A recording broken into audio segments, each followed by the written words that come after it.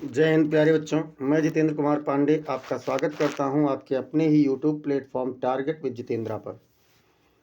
प्यारे बच्चों, हम लोगों के यूपी बोर्ड 2026 की परीक्षा तिथि आउट हो चुकी है, जो कि 18 फरवरी से होने वाली है। 18 फरवरी से तो उस समस्त परीक्षा की कंप्लीट तैयारी के लिए आप लोग चैनल को अब तक ज़रूर सब्सक्राइब कर लीजिए और आप लोगों को अब तक जो कुछ भी पढ़ाया गया है उसे आप पढ़ लीजिए। आपकी इसमें सब प्लेलिस्ट बना हुआ है, वहाँ से जा कर के आप समस्त क्लासेस को पा सकते हैं। आज हम लोग देखेंगे क्लास 10th की हिंदी, और हिंदी का हम लोग मॉडल पेपर 10वां देखने वाले हैं। इससे बाहर कुछ नहीं आएगा, एग्ज़ाम में यही आएगा, ऐसी सीरीज ली गई है। सब अनसॉल्व पेपर आप लोगों का चल रहा है, पिछले ईयर का, लास्ट ईयर के क्वेश्चन पेपर्स चल रहे हैं। तो उन समस्त क्लासेस को आप लोग पाने के लिए ज़रूर सब्सक्राइब कीजिए चैनल को, बेल आइकन दबाइए और साथ ही साथ क्लास को लाइक करके अपने मित्रों के पास शेयर कर दीजिए। एक सूचना आपको हम और दे दें, कल शाम 7 बजे से आप लोगों का SST का पेपर ज़रूर चलेगा, तो आप लोग उस क्लास में भी जुड़िए और इसको अंत तक देखिए। चलिए देखते हैं पहला प्रश्न। खंड आ आप लोगों को बता दें, इसमें हमने लिखा नहीं, लेकिन ये खंड आ है जो कि OMR शीट पर आंसर देना होता है। पहला प्रश्न कह रहा है कि चंद्रगुप्त रचना की विधा है। चंद्रगुप्त रचना किसकी है? तो चंद्रगुप्त रचना है बच्चों जयशंकर प्रसाद जी का। किसकी रचना है? तो ये रचना है जयशंकर प्रसाद जी की रचना है। और कौन सी विधा है इसकी? तो क्या ये निबंध है, या फिर उपन्यास है, या नाटक है, या कविता है? तो चंद्रगुप्त, स्कंदगुप्त, ध्रुव स्वामिनी, अजातशत्रु, ये सभी क्या हैं? ये सभी जयशंकर प्रसाद जी के नाटक हैं। अब इसके बाद में हम लोग चलते हैं अगले प्रश्न की ओर। प्रश्न संख्या 2 कह रहा है कि दीप जले शंख बजे के लेखक हैं। किसने लिखा है? कन्हैयालाल मिश्र प्रभाकर जी ने, या फिर शांतिप्रिय द्विवेदी जी ने, या रामवृक्ष बेनीपुरी ने, या देवेंद्र सत्यार्थी ने? तो बच्चों दीप जले शंख बजे ये लेखक इसके हैं कन्हैयालाल मिश्र प्रभाकर जी। आप लोगों का ए वाला विकल्प बिल्कुल सही उत्तर हो जाएगा। प्रश्न संख्या 3 कह रहा है कि शुक्लोत्तर युगीन लेखक हैं। शुक्लोत्तर युगीन, यहाँ पर आपसे शुक्ल युगीन नहीं पूछा गया, शुक्लोत्तर युगीन पूछा गया है। तो शुक्लोत्तर युगीन लेखक कौन है, इसके बारे में आप सबको बताना है। तो चलिए बता देते हैं कौन है बच्चों। क्या विनय मोहन शर्मा हैं, या मन्नू भंडारी हैं, या उपेंद्र नाथ अस्क हैं, या फिर सत्येंद्र द्विवेदी जी हैं? कौन है इसके? तो इसके कौन लेखक हैं बाबू? इसके लेखक हैं, मतलब शुक्लोत्तर युगीन लेखक जो अगर देखा जाए तो इसमें आप लोगों के हैं उपेंद्र नाथ अस्क जी। सी वाला विकल्प आपका बिल्कुल सही उत्तर हो जाएगा। अब हम लोग देखते हैं अगला, और अगले में क्या है कि हजारी प्रसाद द्विवेदी लेखक हैं। कौन सी रचना के लेखक हैं हजारी प्रसाद द्विवेदी? पानी के प्राचीर के, या फिर आपका बंटी के, या बूंद और समुद्र के, या बाणभट्ट की आत्मकथा के? तो बच्चों इसमें जो मतलब बात करें अगर हम लोग हजारी प्रसाद द्विवेदी जी का, तो हजारी प्रसाद द्विवेदी जी की रचना है बाणभट्ट की आत्मकथा। कौन सी रचना है बच्चों? तो इसमें इनकी रचना है बाणभट्ट की आत्मकथा। डी वाला विकल्प आपका बिल्कुल सही उत्तर हो जाएगा। प्रश्न संख्या 5 कह रहा है कि निम्नलिखित में से जयशंकर प्रसाद का नाटक नहीं है। कौन सा नाटक इनका नहीं है? अजातशत्रु, या फिर स्कंदगुप्त, या ध्रुव स्वामिनी, या अंधेर नगरी? तो अभी मैंने आप लोगों को इसमें एग्जाम्पल में एक बोला था क्वेश्चन में कि चंद्रगुप्त, स्कंदगुप्त, ध्रुव स्वामिनी, अजातशत्रु, जो कि पूछा गया था कि चंद्रगुप्त की विधा। तो ये सभी नाटक जयशंकर प्रसाद जी के हैं, लेकिन अंधेर नगरी ये इनका नहीं है। तो है किसका? ये भारतेंदु हरिश्चंद्र जी का नाटक है। किसका है बच्चों? तो भारतेंदु जी का ये नाटक है। प्रश्न संख्या 6 कह रहा है कि रीतिबद्ध काव्यधारा के कवि हैं। कौन है? बिहारी लाल, या फिर बोधा, या भिखारी दास, या घनानंद? तो बच्चों अगर हम लोग बात करें बिहारी लाल की, तो ये रीति सिद्ध हैं। ये क्या हैं? ये रीति सिद्ध हैं, रीतिबद्ध नहीं हैं। बोधा और भिखारी दास ये रीति मुक्त हैं, लेकिन घनानंद जी रीति बद्ध हैं। और हमसे पूछा गया है क्या? कि रीति बद्ध काव्य धारा के। तो घनानंद जी सही आंसर हो जाएंगे। प्रश्न संख्या 7 कह रहा है कि पद्माभरण के रचयिता हैं सेनापति जी हैं या केशवदास हैं या पद्माकर जी हैं या फिर भूषण जी हैं। तो पद्माभरण के रचयिता, देखिए इसमें भी पद्मा शुरुआत में है, इनमें भी पद्मा शुरुआत में है, इस हिसाब से आप लोग कॉन्सेप्ट लगा सकते हैं, पद्माकर जी हो जाएंगे। प्रश्न संख्या 8 कह रहा है कि सूर्यकांत त्रिपाठी निराला की रचना है कनुप्रिया या फिर सुनहरे शैवाल या ठंडा लोहा या फिर राम की शक्ति पूजा। सूर्यकांत त्रिपाठी निराला जी की अगर बात करें तो इनकी रचना है राम की शक्ति पूजा। कौन सी रचना बच्चों? राम की शक्ति पूजा। कनुप्रिया और ठंडा लोहा ये धर्मवीर भारती जी का है। सुनहरे शैवाल का आप लोग कमेंट सेक्शन में बताइए कि कौन होंगे। प्रश्न संख्या 9, प्रश्न संख्या 9 कह रहा है प्रयोगवादी कवि हैं, कौन है? भारत भूषण अग्रवाल जी हैं या केदारनाथ अग्रवाल जी हैं या रामधारी सिंह दिनकर जी हैं या फिर सुमित्रानंदन पंत जी हैं। तो बच्चों अगर हम बात करें प्रयोगवादी कवि की तो ये हैं भारत भूषण अग्रवाल जी। ए वाला विकल्प आपका बिल्कुल सही उत्तर हो जाएगा। प्रश्न संख्या 10, प्रश्न संख्या 10 कह रहा है कि आंगन के पार द्वार के रचयिता हैं, कौन है? धर्मवीर भारती या भवानी प्रसाद मिश्र या फिर अज्ञेय जी या गिरिजा कुमार माथुर। तो आंगन के पार द्वार के रचनाकार बच्चों अज्ञेय जी हैं। कौन है? अज्ञेय जी। सी वाला विकल्प आपका बिल्कुल सही उत्तर हो जाएगा। प्रश्न संख्या 11, प्रश्न संख्या 11 कह रहा है कि करुण रस का अस्थाई भाव है। करुण रस का अस्थाई भाव क्या है? क्रोध है या फिर शोक है या हास्य है या फिर भय है। क्या है बच्चों? तो करुण रस का अस्थाई भाव जो है, करुण, करुण मतलब जब दुख होता है और दुख के समय शोक होता है, तो बी वाला विकल्प हो जाएगा। क्रोध जो है ये रौद्र रस का अस्थाई भाव है। किसका है? तो ये रौद्र रस का है। और अगर हम बात करें हास्य का तो ये हास्य रस का ही है, जबकि हास होता है, हास्य नहीं होता। और भय होता है भयानक रस का। कौन से रस का होता है बच्चों? तो भयानक रस का होता है भय। अब इसके बाद में प्रश्न संख्या 12, प्रश्न संख्या 12 कह रहा है चरण कमल बंदों हरिराई में प्रयुक्त अलंकार है। कौन सा अलंकार है? चरण कमल बंदों हरिराई। कह रहे हैं मैं प्रभु के कमल रूपी चरणों की वंदना करता हूँ। तो जब रूपी आ गया मतलब चरण और कमल में किसी भी प्रकार का भेद नहीं है, अंतर नहीं है। तो जब विभेद अंतर होता है तो वहाँ पर रूपक अलंकार होता है। और जब तुलना होती है तो उपमा होता है। इसमें आपको सा सी से सम समान सरिस ये शब्द आपको मिलते हैं। सम समान सरिस आदि शब्द मिलते हैं तो उपमा होता है। और उत्प्रेक्षा में जनु जानो मनु मानो जनहु मनहु ये सभी चीज़ें मिलती हैं। यमक की बात करें तो यमक में क्या होता है? जब एक शब्द की आवृत्ति हो और उसका अर्थ अलग अलग हो तो वहाँ यमक अलंकार होता है। प्रश्न संख्या 13, प्रश्न संख्या 13 कह रहा है कि रोला छंद के दूसरे और चौथे चरण में मात्राएं होती हैं 24 या 16 या 13 या 11। आपको बता दें कि रोला जो है बच्चों ये सममात्रिक छंद है। कैसा है? तो ये आपका सममात्रिक छंद है। इसके प्रत्येक चरण में कितनी मात्राएं होती हैं? तो प्रत्येक चरण में 24 मात्राएं होती हैं। 11 और 13 पर यति होती है। हमसे पूछा गया है कि कितनी मात्राएं होती हैं, तो 24 यानी कि ए वाला विकल्प आपका सही उत्तर हो जाएगा।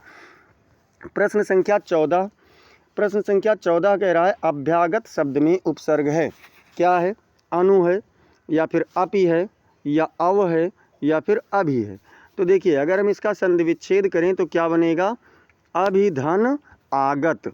अभिधन आगत, यहाँ पर यड़ संधि से ई बदल जाता है या में और हो जाता है अभ्यागत संधि।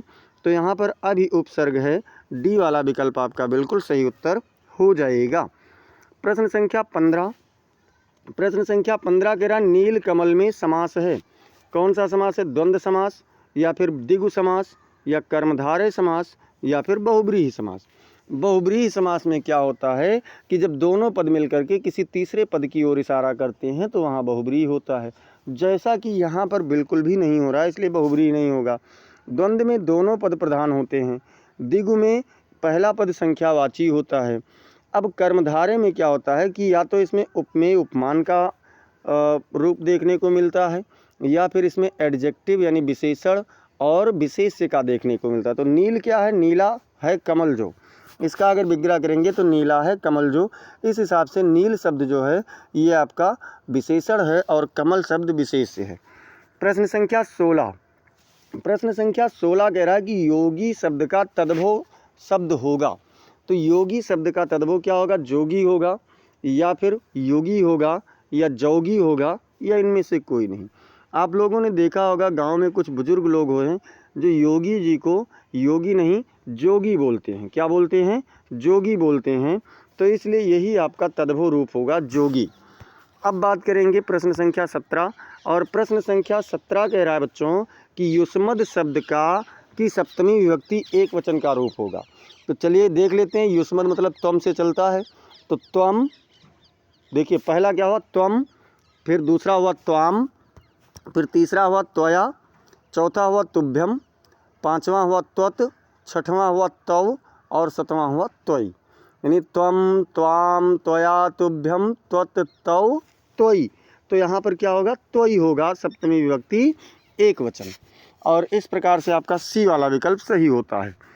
प्रश्न संख्या 18 कह रहा है कि रचना के आधार पर वाक्य के कितने भेद होते हैं?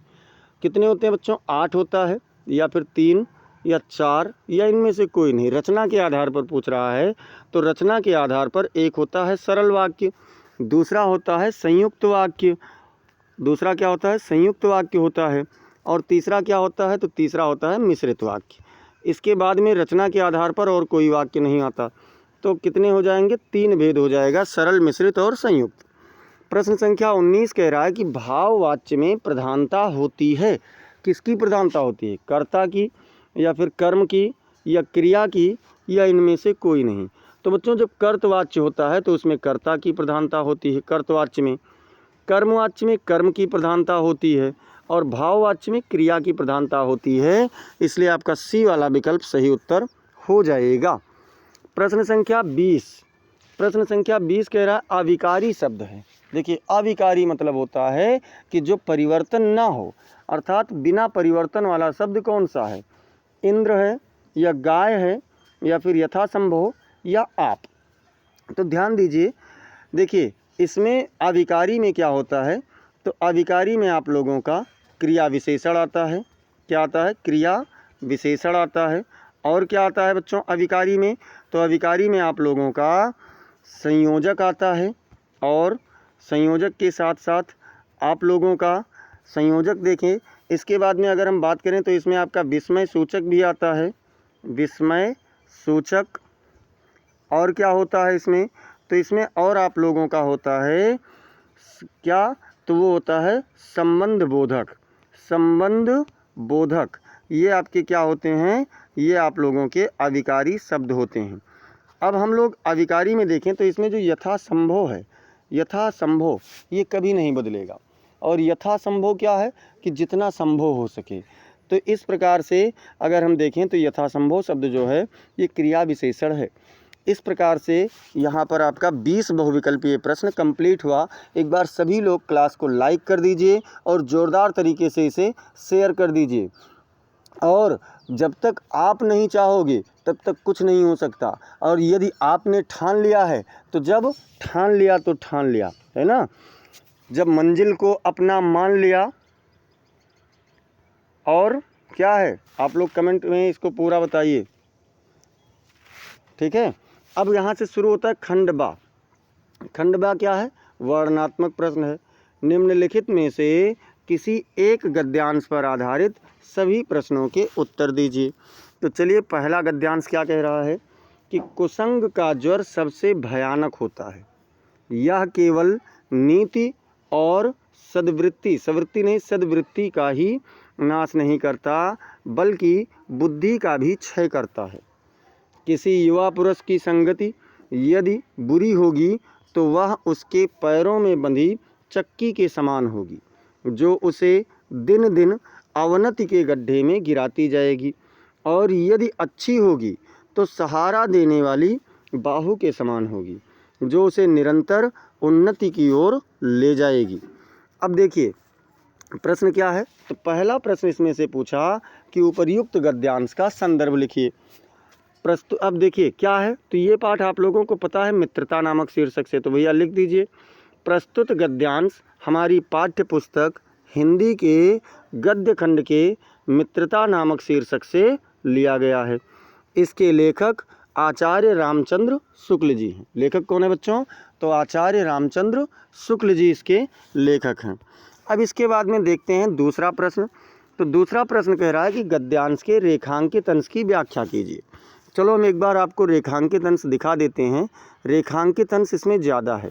किसी युवा पुरुष की संगति यदि बुरी होगी तो वह उसके पैरों में बंधी चक्की के समान होगी, जो उसे दिन दिन अवनति के गड्ढे में गिराती जाएगी, और यदि अच्छी होगी तो सहारा देने वाली बाहु के समान होगी, जो उसे निरंतर उन्नति की ओर ले जाएगी। अब चलो इसका हम लोग देख लेते हैं व्याख्या।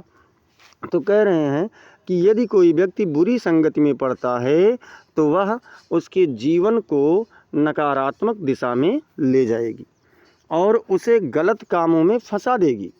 बुरी संगति के कारण व्यक्ति अपने लक्ष्यों से भटक जाता है और उसके जीवन में समस्याएं बढ़ने लगती हैं। यदि कोई व्यक्ति अच्छी संगति में रहता है तो वह उसके जीवन को सकारात्मक दिशा में ले जाएगी और उसे अपने लक्ष्यों को प्राप्त करने में मदद करेगी। अच्छी संगति के कारण व्यक्ति के जीवन में सकारात्मक परिवर्तन आते हैं और वह अपने जीवन को सफल बना पाता है। अब चलते हैं तीसरा, इसमें जो है तीसरा क्या कह रहा है कि सुदृढ़ बाहु का क्या अर्थ है। तो सुदृढ़ बाहु का अर्थ है कि मजबूत सहारा, अर्थात कह सकते हैं बाहु नहीं बाहु होना चाहिए, मजबूत सहारा, यानी कि कोई ऐसा सहारा हो जो क्या करे, जो आप लोगों को पार करा दे, अर्थात सच्चा मित्र होना चाहिए। अब इसके बाद में मान लो आप उसे नहीं कर पा रहे हैं तो अथवा में इसको कर लेना। और इसमें क्या कह रहे हैं कि हिंदी में प्रगतिशील साहित्य का निर्माण हो रहा है।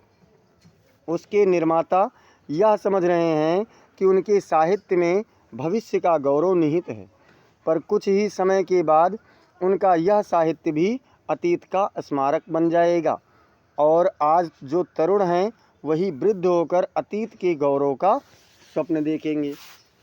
उनके स्थान में तरुणों का फिर दूसरा दल आ जाएगा जो भविष्य का स्वप्न देखेगा। दोनों के ही स्वप्न सुखद होते हैं क्योंकि दूर के ढोल सुहावन होते हैं। दूर के ढोल सुहावन होते हैं, इस शब्द को अगर आप ध्यान दें तो पकड़ ले जाएंगे कि कौन से पाठ से है। ये पाठ है क्या लिखूं, पद्मलाल पुन्नालाल बख्शी जी द्वारा है। अब पहले इसमें कह रहे हैं कि आप लोग उपर्युक्त गद्यांश का संदर्भ लिख दीजिए। देखिए आपका चाहे गद्य हो चाहे पद्य हो, सभी पाठों का नाम और उनके लेखकों का नाम आपको अवश्य आना चाहिए, तभी आपका ये 2 नंबर पक्का हो पाएगा। तो क्या है बच्चों, प्रस्तुत गद्यांश हमारी पाठ्य पुस्तक हिंदी के गद्य खंड के क्या लिखूं नामक शीर्षक से लिया गया है। इसके लेखक पद्मलाल पुन्नालाल बख्शी जी हैं। कौन है इसके लेखक? तो पद्मलाल पुन्नालाल बख्शी जी इसके लेखक हैं।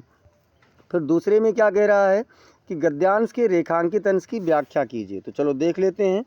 यह वाक्य हिंदी साहित्य के प्रगतिशील साहित्य के बारे में बात कर रहा है।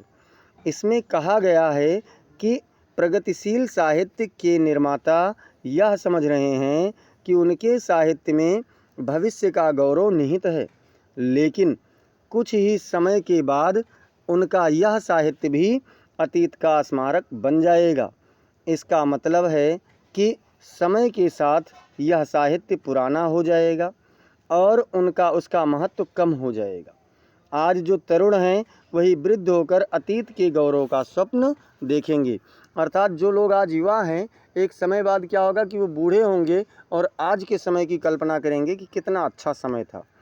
और का नंबर मतलब तीसरा नंबर इसमें क्या कह रहा है, तो तीसरा नंबर इसमें कह रहा है कि प्रस्तुत गद्यांश में प्रगतिशीलता से क्या तात्पर्य है। तो भैया प्रस्तुत गद्यांश में प्रगतिशीलता से तात्पर्य है समाज में परिवर्तन और उन्नति की बात करने वाला साहित्य जो समाज की समस्याओं को उजागर करता है और उनके समाधान के लिए आवाज़ उठाता है। यह साहित्य समाज को बदलने में मदद करता है और भविष्य को बेहतर बनाने के लिए काम भी करता है। इस प्रकार से हम लोगों ने गद्य खंड को समाप्त किया। एक बार सभी लोग क्लास को लाइक और शेयर करते रहिए, शेयर नहीं रुकना चाहिए और बिल्कुल भी शेयर नहीं रुकना चाहिए।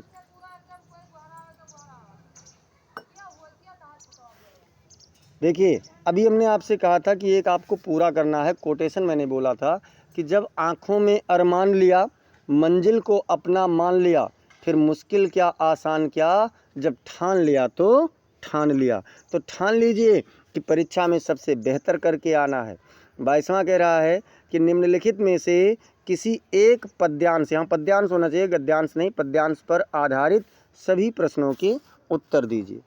अब देखो क्या है, गोरज बिराजे भाल लहलही वनमाल, आगे गैया पाछे ग्वाल गावे मृदुबानी री, तैसी धुनी बांसुरी की मधुर मधुर, जैसी बंक चितवन मंद मंद मुस्कानी री, कदम बिटप के निकट तटनी के तट, अटा चढ़ चाहि पीत पट फहरानी री, रस बरसावे तन तपन सुख बुझावे नैन, प्राण ने रिझावे वह आवे रस खानी री। देखिए, इसमें कह रही हैं कि गोरज, गोरज मतलब गायों के चरणों का जो धूल है, बिराजे भाल मतलब मस्तक पर विराजमान है, और लहलही वनमाल मतलब वनमाल अर्थात जंगल लहलहा रहे हैं, आगे आगे गाय चल रही हैं, पीछे पीछे ग्वाल बाल मृदुबानी में मतलब मधुर मधुर संगीत गाते हुए चल रहे हैं। तैसी धुनी बांसुरी की मधुर मधुर, जैसी बंक चितवन मंद मंद मुस्कानी री।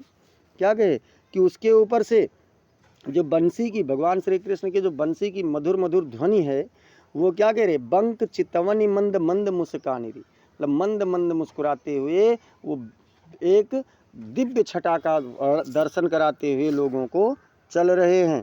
और उस पर भी कदम बिटप के निकट तटनी के तट, अटा चढ़ चाहि पीत पट फहरानी री, मतलब कदम बिटप मतलब कदम का जो वृक्ष है के निकट में तटनी के तट, यानी जो कहाँ पर है कदम का वृक्ष, तटनी अर्थात नदी को कहा जाता है, यानी जो यमुना नदी के तट पर कदम के वृक्ष के नीचे बैठा हुआ है, मतलब कदम का वृक्ष है, उस पर अटा चढ़ी मतलब उसके ऊपर चढ़ करके पीत पट फहराने रही अर्थात अपना पीला वस्त्र फहरा रहे हैं।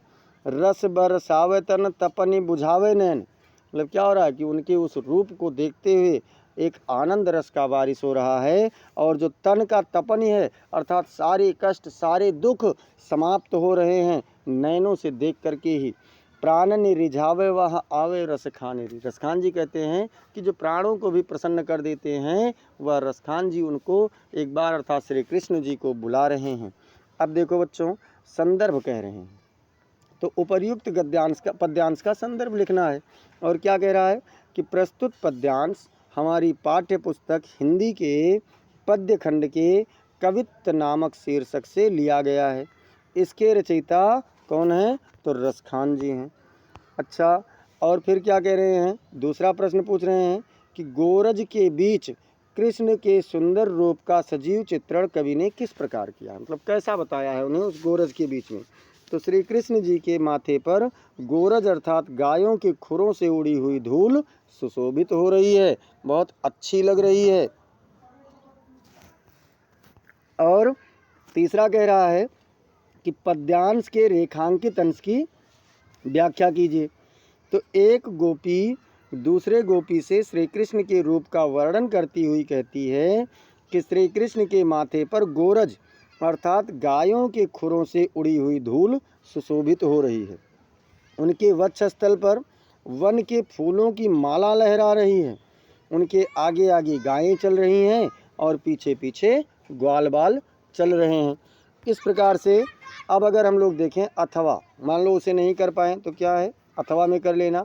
फूल झरता है फूल शब्द नहीं, बच्चा गेंद उछालता है सदियों के पार, मतलब भाषा के बारे में है इसमें। तो क्या कहा कि जैसे जो फूल हैं वो फूल गिर रहे हैं, भाई जंगल के जो फूल हैं वो क्या होते हैं, खिलते हैं उसके बाद में गिर जाते हैं, लेकिन फूल कोई शब्द नहीं है कि जो ऐसे गिरता जाएगा।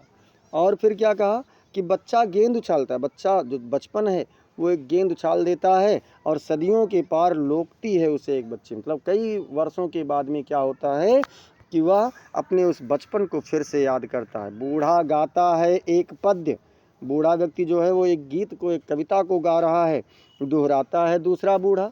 अर्थात जो व्यक्ति आज बुढ़ा है और जो आज जवान है, मतलब आज का बुढ़ा गा करके चला गया, और जो आज के युवा हैं वही जब बुढ़े होते हैं तो वो उसे दोहराते हैं।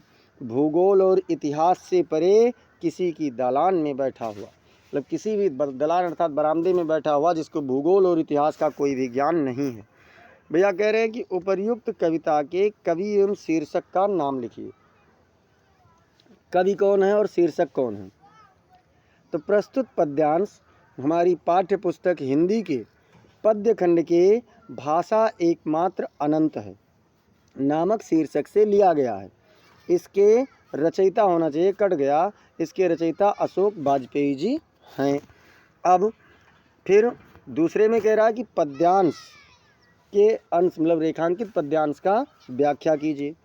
तो भैया टहनियों में फूल खिलता है और परिपक्व होकर नीचे गिरकर सूख जाता है, इसलिए शब्द से फूल की तुलना बिल्कुल भी नहीं की जा सकती है। शब्द सदैव अर्थवान बने रहते हैं। जैसे फूल टहनी में खिला, फिर सूख गया, गिर गया, मतलब गिर गया, सूख गया, तो उसका कोई अर्थ नहीं रह गया। लेकिन शब्दों की तुलना उससे नहीं की जाती, क्योंकि शब्द ऐसे नहीं होते, हमेशा अर्थवान होते हैं। और फिर क्या कह रहा है? कवि पद्यांश में किसकी विशेषता बता रहा है? तो कवि भाषा की शक्ति और उसकी शाश्वत सत्ता की विशेषताओं को बता रहा है। अब इसके बाद में कह रहे हैं कि नीचे दिए गए संस्कृत गद्यांशों में से किसी एक का संदर्भ सहित हिंदी में अनुवाद कीजिए। वाराणस्याम प्राचीन कालादेव, मतलब वाराणसी प्राचीन काल से ही, गेहे गेहे यानी घर घर में, विद्यायाम मतलब विद्या की, दिव्यम ज्योति मतलब दिव्य प्रकाश, द्योतते मतलब फैला रहा है। वाराणसी प्राचीन काल से ही घर घर में विद्या के दिव्य प्रकाश को फैला रहा है। अधुना अपि अत्र संस्कृत वाग्धारा सततम प्रवहति। अधुना अपि मतलब आज भी, अत्र मतलब यहाँ, संस्कृत वाग्धारा मतलब संस्कृत भाषा, सततम प्रवहति निरंतर चल रही है, बह रही है।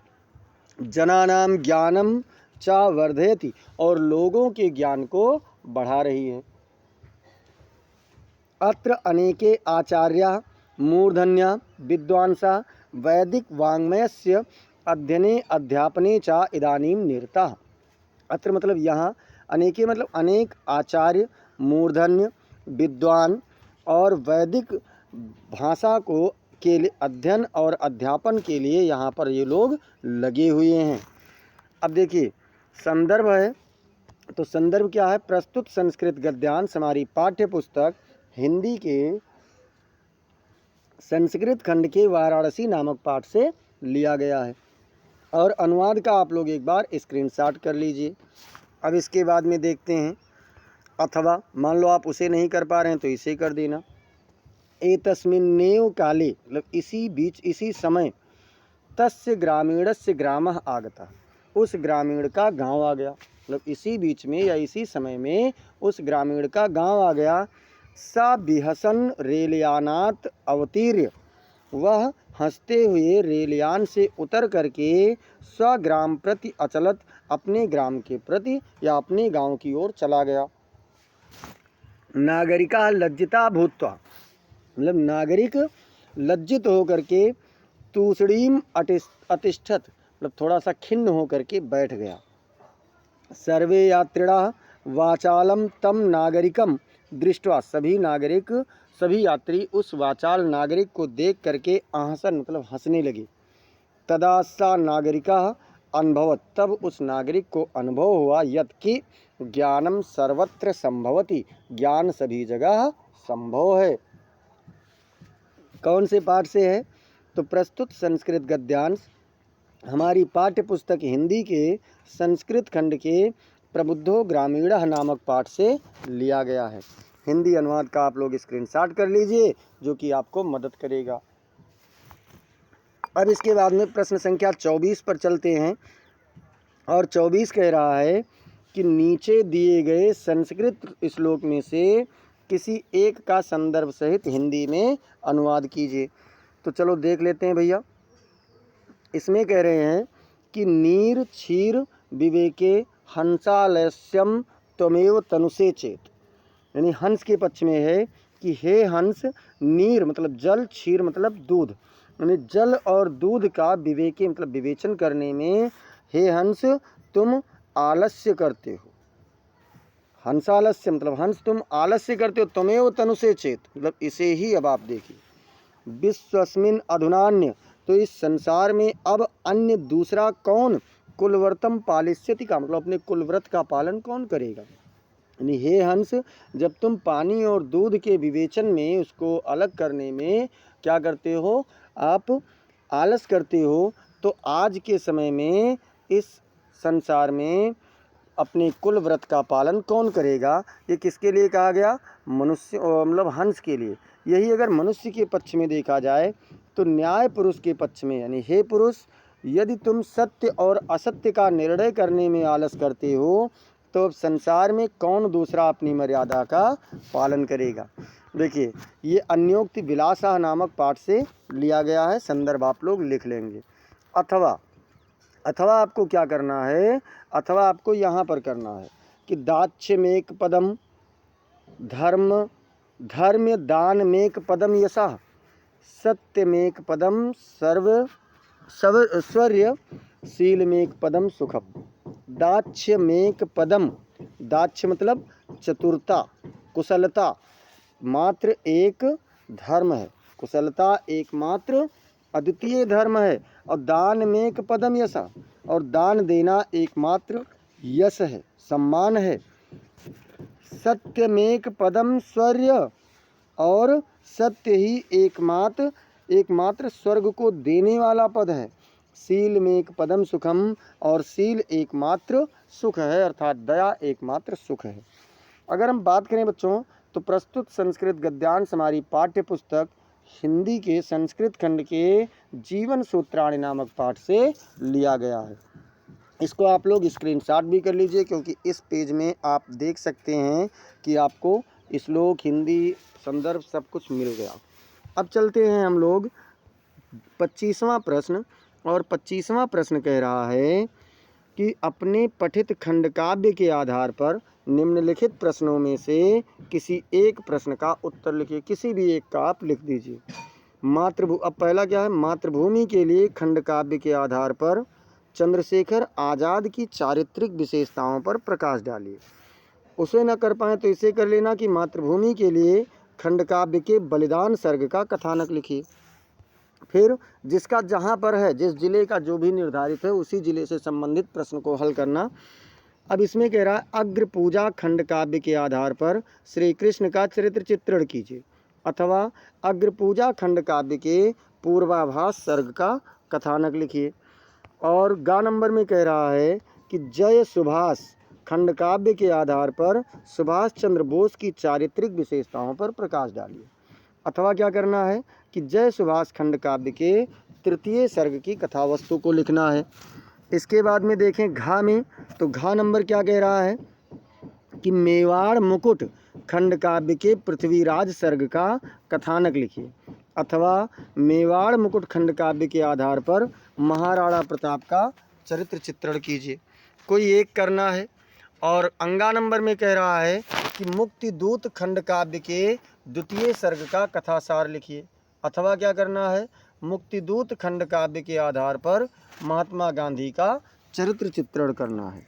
कोई एक ही करना है, जो आपके ज़िले का हो उसमें से भी केवल एक प्रश्न। 4 नंबर कह रहा है कि कर्ण खंड काव्य की सबसे प्रभावशाली घटना का वर्णन कीजिए, अथवा कर्ण खंड काव्य के आधार पर कुंती की चारित्रिक विशेषताओं पर प्रकाश डालिए।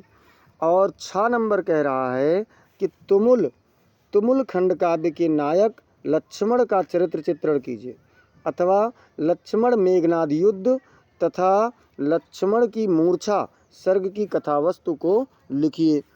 अब इसके बाद में जा नंबर में है कि कर्मवीर भरत खंड काव्य के राम भरत मिलन सर्ग का कथानक संक्षेप में लिखिए, अथवा कर्मवीर भरत खंड काव्य के आधार पर कैकेयी की चारित्रिक विशेषताओं पर प्रकाश डालिए। इसके बाद में झा नंबर, झा नंबर में पहला प्रश्न है कि ज्योति जवाहर खंड काव्य का कथानक संक्षेप में लिखिए। तो चलो देख लेते हैं ज्योति जवाहर खंड काव्य का कथानक क्या कह रहा है। जवाहरलाल नेहरू एक अद्वितीय व्यक्तित्व थे जिनकी चारित्रिक विशेषताएं ज्योति जवाहर खंड काव्य में स्पष्ट रूप से दर्शाई गई हैं। वह एक अलौकिक पुरुष थे जिनमें सूर्य की ज्योति, चंद्रमा की सुघड़ता, हिमालय का स्वाभिमान, सागर की गंभीरता, वायु की गति और धरती का धैर्य था। इसके बाद में फिर क्या कह रहा है, नेहरू जी महात्मा गांधी के सच्चे अनुयायी और शिष्य थे जिन्होंने उनसे सत्य, अहिंसा, उदारता और मानव प्रेम की शिक्षा प्राप्त की। वह एक समन्वयकारी लोकनायक थे जिनमें भारत की सांस्कृतिक, राजनीतिक, आर्थिक, साहित्यिक और धार्मिक विशेषताओं का अपूर्व संगम था। फिर इसके बाद में कह रहे हैं कि नेहरू जी राष्ट्रीय भावनाओं के प्रेरक थे जिनके व्यक्तित्व में अशोक की युद्ध विरक्ति, बुद्ध की करुणा, महावीर की अहिंसा, प्रताप का स्वाभिमान, शिवाजी की देशभक्ति और विवेकानंद के आत्मदर्शन की झलक थी। वह एक दृढ़ पुरुष थे जिन्होंने कठिनाइयों में धैर्य धारण करने की अद्भुत क्षमता थी। नेहरू जी एक नीतिज्ञ और स्वाभिमानी व्यक्ति थे जिन्होंने चाणक्य से राजनीति की शिक्षा प्राप्त की और राजा पोरस से पौरुष का पाठ सीखा। वह गौरवमय अतीत के वास्तविक अधिकारी थे जिन्होंने भारत के विभिन्न प्रांतों की महान परंपराओं, संस्कृति, चिंतन और उत्कृष्ट उपलब्धियों को अपने व्यक्तित्व में समाहित किया। देखिए यहाँ पर ये हम लोगों ने इसमें प्रश्न क्या था बच्चों, पहले एक बार मैं देख लूँ। हाँ, एक बार देख लेते हैं। तो चलिए यहाँ पर कथानक ना होकर के क्या होना चाहिए कि नेहरू का चरित्र चित्रण। ये नेहरू जी का चरित्र चित्रण हो गया बच्चों, नेहरू का चरित्र जी हो गया है, ये नेहरू जी का चरित्र चित्रण हो गया है। तो आप लोग समझ रहे होंगे। और इसमें हम आपको बता दें कथानक यहाँ पर है क्योंकि कथावस्तु ऊपर भी था, कथावस्तु यहाँ पर भी है। तो ज्योति जवाहर खंड काव्य की कथावस्तु संक्षेप में लिखिए। अब कथावस्तु देखते हैं। ज्योति जवाहर खंड काव्य की कथावस्तु भाव प्रधान है जिसमें भारत के निर्माता, युगावतार पंडित जवाहरलाल नेहरू का विराट लोकनायक रूप चित्रित है। कवि ने संपूर्ण कथानक को एक ही सर्ग यानी प्रवेश सर्ग में रचा है। कथानक का प्रारंभ नायक में देवत्व और मनुजत्व के सम्मिश्रण से हुआ है। विधाता ने जवाहरलाल नेहरू के अलौकिक व्यक्तित्व का निर्माण अपनी रचना का समस्त कौशल लगाकर किया है। कवि की भाव्य कल्पना है कि विधाता ने इन्हें सूर्य से ज्योति, चंद्रमा से सुघड़ता, हिमालय से स्वाभिमान, सागर से मन की गहराई, वायु से गति और धरती से धैर्य लेकर दिव्य पुरुष के रूप में रचा है। नेहरू जी के व्यक्तित्व में अनेक राज्यों के महान पुरुषों के गुणों के साथ साथ राज्यों के सामाजिक, सांस्कृतिक गुणों का भी समावेश हुआ है। जैसे गुजरात ने क्या दिया, तो महात्मा गांधी से कर्मयोग के सिद्धांत की प्रेरणा, सत्य, अहिंसा, दया, क्षमा, समानता, ममता आदि। महाराष्ट्र में देखें तो वीर शिवाजी की तलवार के रूप में शक्ति, राजस्थान से मिला संघर्षों में जीना सीखा, हल्दी घाटी की माटी वीर जवाहर को स्वतंत्रता पर मर मिटने की भावना देती है। सतपुड़ा में भारत की अखंडता की घोषणा की। बंगाल ने क्या किया, विवेकानंद और दीनबंधु एंड्रयूज की कर्मठता इन्हें दिया है। असम में ने क्या किया है, जंगलों, पर्वतों और नदियों की प्राकृतिक सुषमा। बिहार ने गौतम बुद्ध की तपोभूमि, सत्य, दया, अहिंसा, क्षमा, त्याग आदि चीज़ें दी हैं। उत्तर प्रदेश ने तुलसी की राममयी वाणी, सारनाथ में बुद्ध के उपदेश, कबीर की आडंबरहीनता और सांप्रदायिक सौहार्द। पंजाब से क्या मिला, तो पंजाब से मिला सिकंदर को स्वाभिमान का पाठ पढ़ाने वाले राजा पोरस का पुरुष, गुरु नानक की वाणी। कश्मीर से मिला सौंदर्य यानी नेहरू जी को आकर्षित करता है। कुरुक्षेत्र में अर्जुन की संज्ञा से विभूषित हुए। और बात करें अगर हम लोग दिल्ली में, तो दिल्ली क्या करता है, अकबर की हिंदू मुस्लिम की एकता की ज्योति देता है, जहांगीर का न्याय देता है, शाहजहां की कलात्मक सौगात देता है। इस प्रकार से संपूर्ण भारत ने नेहरू जी को अपनी सभी निधियां अर्पित की हैं। कवि नायक के व्यक्तित्व में संपूर्ण राष्ट्र की चेतना की झलक देखते हुए कहता है, क्या कहता है कि जब लगा देखने मानचित्र भारत न मिला तुमको पाया, जब तुझको देखा नयनों में भारत का चित्र उभर आया। मतलब इतना इनके बारे में बताया गया है। अब हम लोग चलते हैं प्रश्न संख्या 26, और उससे पहले एक बार सभी लोग ज़ोरदार तरीके से क्लास को लाइक और शेयर कर दीजिए, मज़ा आ जाए, ज़्यादा से ज़्यादा लोगों के पास शेयर कर दीजिए। तो 26 का क्या कह रहा है कि दिए गए लेखकों में से किसी एक लेखक का जीवन परिचय देते हुए उनकी एक प्रमुख रचना का उल्लेख कीजिए, जिसमें क्या है, पद्मलाल पुन्नालाल बख्शी हैं, जयशंकर प्रसाद हैं, आचार्य रामचंद्र शुक्ल हैं और रामधारी सिंह दिनकर जी हैं। तो बच्चों हम लोग देखेंगे पद्मलाल पुन्नालाल बख्शी जी का, ये भी एक बहुत ही महत्वपूर्ण है।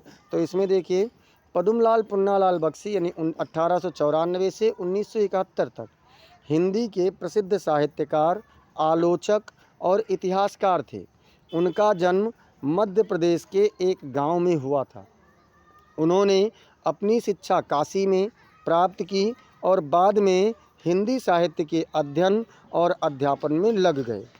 फिर क्या होता है, बख्शी जी ने अपने जीवन में कई महत्वपूर्ण पदों पर कार्य किया, जिनमें से एक था नागपुर विश्वविद्यालय के हिंदी विभाग के अध्यक्ष के रूप में।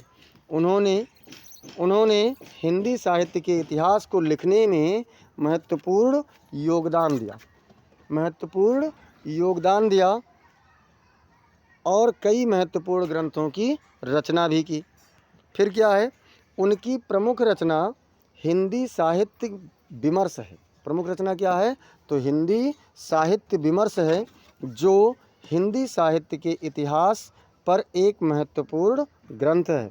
इस ग्रंथ में उन्होंने हिंदी साहित्य के विकास के विभिन्न चरणों का वर्णन किया है और विभिन्न साहित्यकारों की रचनाओं का विश्लेषण भी किया है। बख्शी जी की अगर हम अन्य महत्वपूर्ण रचनाओं में देखें तो हिंदी साहित्य का इतिहास है, काव्य प्रकाश और साहित्य और संस्कृति शामिल हैं।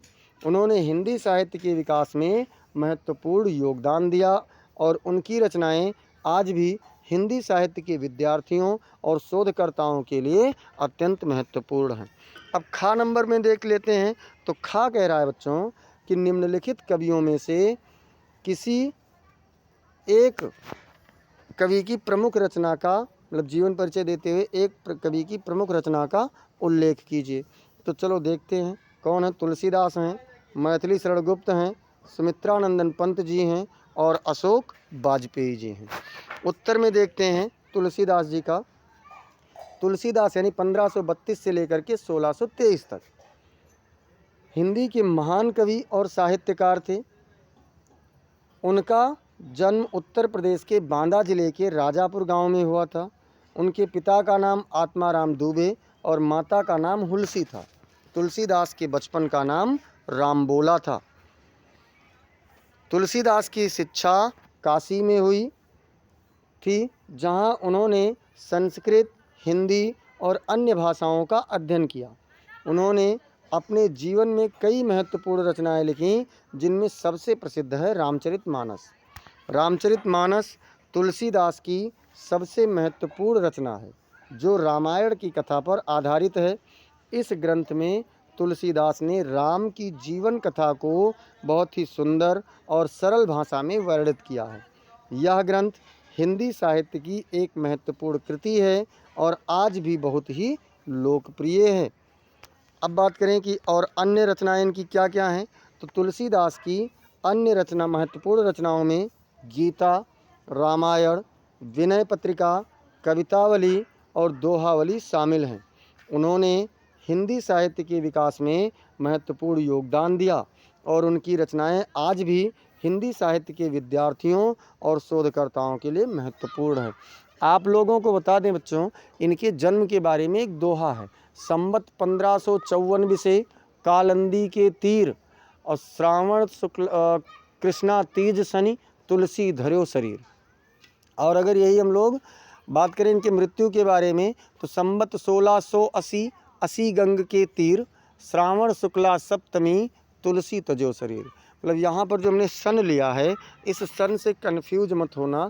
ये सन बच्चों थोड़ा सा हमें लग रहा है कि गलत है। ये क्या है? ये गलत है। तो 1554 विक्रमी संवत की बात हो रही है और संवत होता है आगे, 57 साल विक्रमी संवत आगे चलता है ईस्वी से। तो आप लोग क्या करेंगे कि उसमें से उसको घटा लेंगे, यानी 1554 में से अगर आप लोग घटाएंगे कितना, 57, तो आपका मेरे हिसाब से आना चाहिए 1497। सॉरी 1497 नहीं, थोड़ा सा और ज़्यादा आएगा। हाँ 1400 इधर, हाँ 1497 ही आएगा, 1497 ही आएगा। तो उसको आप लोग कर लेंगे, ऐसे ही लगभग मतलब वो माना जाता है। चलिए अब देख लेते हैं प्रश्न संख्या 27। और 27 कह रहा है अपनी पाठ्य पुस्तक में से कंठस्थ कोई एक श्लोक लिखिए जो इस प्रश्न पत्र में ना आया हो। तो क्या है बच्चों इस प्रश्न पत्र वाला? तो इसमें अगर हम लोग बात करें तो इसमें हम लोगों को कई मिलते हैं। कई में जैसे एक हम यहाँ पर लिख दे रहे हैं कि सर्वे भवन्तु सुखिनः, सर्वे सन्तु निरामयः, सर्वे भद्राणि पश्यन्तु, माँ कश्चिद् दुख भाग भवेत्। आप 3 श्लोक कम से कम याद करना, तो यहाँ पर एक आपका काम आ जाएगा। अब अगला देखते हैं प्रश्न संख्या 28। प्रश्न संख्या 28 कह रहा है कि अपनी गली या मोहल्ले की नालियों की समुचित सफाई हेतु नगर निगम के स्वास्थ्य अधिकारी को पत्र लिखिए। तो चलो लिखते हैं। यहाँ देखिए जब पत्र लिखेंगे तो इस तरफ से, जैसे 256 मालवीय नगर गोंडा, दिनांक 7/11/2025, नगर निगम गोंडा। क्या है? नगर निगम गोंडा। विषय क्या है? गली या मोहल्ले की नालियों की समुचित सफाई के लिए अनुरोध है। अब देखिए शुरुआत करते हैं तो क्या होगा? महोदय, महोदय सविनय निवेदन है कि हमारे गली मोहल्ले की नालियों की सफाई बहुत समय से नहीं हुई है, जिसके कारण गंदगी और बदबू फैल रही है।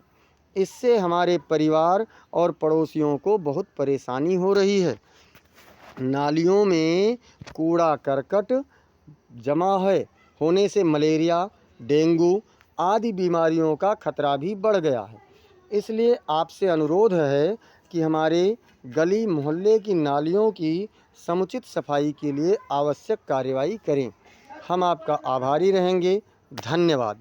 अब इसके बाद में इधर क्या लिखेंगे? आपका विश्वास पात्र काखा गा।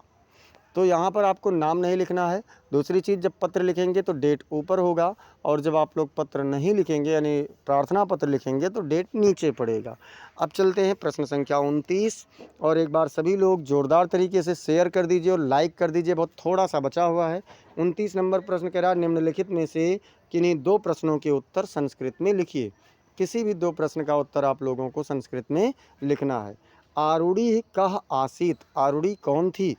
तो भैया आरूढ़ी श्वेतकेतु जनकः आसीत। आरूढ़ी कौन थी? तो आरूढ़ी श्वेतकेतु के पिता थे। आरूढ़ी श्वेतकेतु के पिता थे।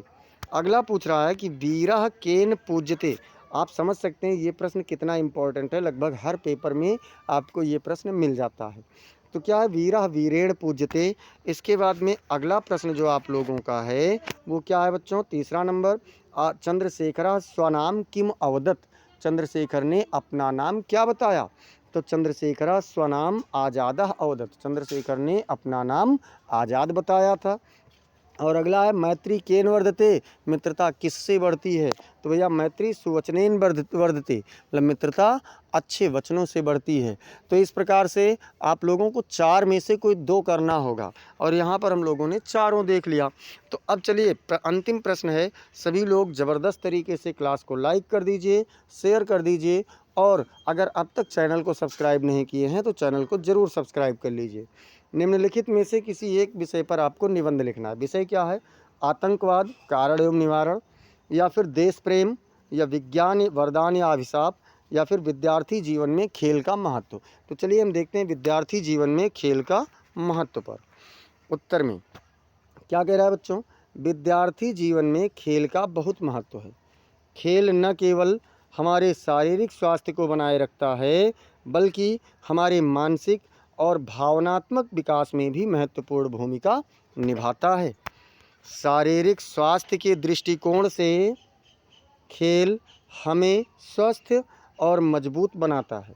यह हमारे शरीर को लिबलिबा यानी कि जिसको हम लोग कहते हैं कि बहुत ज़्यादा लचीलापन और ऊर्जा से भर देता है, जिससे हम अपने दैनिक कार्यों को अधिक कुशलता से कर सकते हैं। खेल हमें शारीरिक रूप से सक्रिय रखता है, जिससे हमारा वजन नियंत्रित रहता है और हम कई बीमारियों से बच सकते हैं। मानसिक स्वास्थ्य के दृष्टिकोण से अगर देखें तो खेल हमें तनाव और दबाव से मुक्त करता है।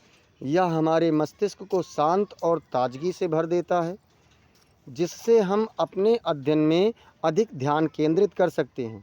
खेल हमें आत्मविश्वास और आत्मसम्मान भी प्रदान करता है, जिससे हम अपने लक्ष्यों को प्राप्त करने के लिए अधिक प्रेरित होते हैं। भावनात्मक विकास में देखें तो भावनात्मक विकास के दृष्टिकोण से खेल हमें टीम वर्क और सहयोग की भावना सिखाता है। यह हमें दूसरों के साथ मिलकर काम करने और उनकी भावनाओं को समझने की क्षमता प्रदान करता है। खेल हमें जीत और हार के अनुभव से भी गुजारता है, जिससे हम अपने जीवन में आने वाली चुनौतियों का सामना करने के लिए तैयार होते हैं। निष्कर्ष में देखें तो निष्कर्ष के रूप में विद्यार्थी जीवन में खेल का बहुत महत्व है। यह हमारे शारीरिक, मानसिक और भावनात्मक विकास में महत्वपूर्ण भूमिका निभाता है। इसलिए हमें अपने दैनिक जीवन में खेल को शामिल करना चाहिए और इसके महत्व को समझना चाहिए। इस प्रकार से बच्चों आज हम लोगों ने इस मॉडल पेपर को, इस अंशाल पेपर को कंप्लीट किया। ऐसे ही समस्त विषयों का अंशाल पाने के लिए आप लोगों को हिंदी, इंग्लिश और एसएसटी चलेगा। और ध्यान रखना, कल शाम 7 बजे आप लोग एसएसटी की क्लास में जुड़ना ना भूलें। शाम 7 बजे आप लोगों को एसएसटी का अंशाल करवाया जाएगा, सामाजिक अध्ययन का। और हम लोग अब आपको बता दें कि ऐसे ही क्लासेस को पाने के लिए चैनल को सब्सक्राइब ज़रूर कीजिए, बेल आइकन दबाइए, क्लास को लाइक भी कर दिया कीजिए, क्योंकि आपका एक लाइक, एक शेयर हमें बड़ा मजबूती और बड़ी प्रसन्नता प्रदान करता है। क्लास को लाइक करने के साथ साथ इसे अपने मित्रों के पास शेयर कीजिए। और अगर आपको कोई भी डाउट है तो आप कमेंट सेक्शन में बताते रहिए। कोई क्वेश्चन है तो भी आप कमेंट सेक्शन में बता सकते हैं।